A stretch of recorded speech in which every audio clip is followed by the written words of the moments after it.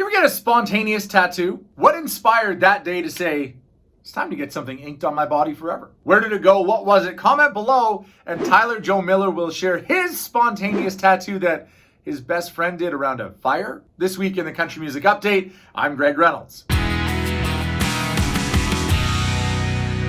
We're gearing up for the official start of summer by chatting about your first or worst summer job. Gord Bamford shared his worst summer job with me and my new morning co-host, Josie Balka. Oh yeah, the worst one. I know that one for sure. I got my class 1 license when I was young, and I felt that it was great that I did that because I got to work quite a bit while I was trying to get into the music business.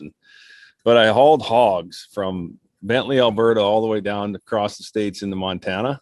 Oh my God. And when you're done delivering these hogs, you've got to clean the trailer out, and sometimes the odd hog doesn't make it. He dies, and which isn't good, but you got to go in this trailer and clean it out or get out what's in there. And it's the worst thing ever. And that by far was the worst job I ever had. I'm very happy I've never had to smell what he smelled that entire summer.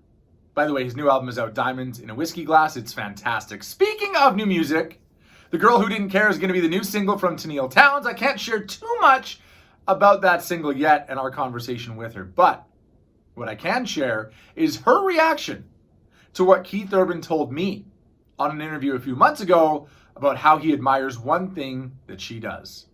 Here's what Keith said first.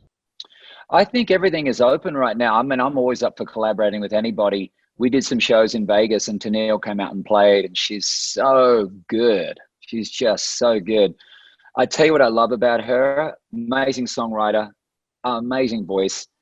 Finally, someone who hangs the acoustic guitar down low, like rock star swagger on an acoustic. Who does that? And so when you talk to Tenille, of course, you have to say, did you hear what Keith said about you? And her reaction was, as I imagined, pretty priceless. I was chatting with Keith Urban a few months ago, and I said, is there a Canadian that you want to collaborate with? And he brought you up. And one of the things he loved was that you sling your guitar down real low. Like he couldn't glow enough about how you rock the guitar on stage. That is so cool. I can't even believe that is something he mentioned. And I mean, I have just been such a fan of his music for so long, and I got to go to a few of his concerts when I growing up in Grand Prairie. We'd make the road trips up to Edmonton or Calgary to see him, and I always just loved the way that he would move that guitar around. So definitely a hero of mine in the guitar world and beyond. He's just such a joyful, incredible human being, and I love his spirit so much.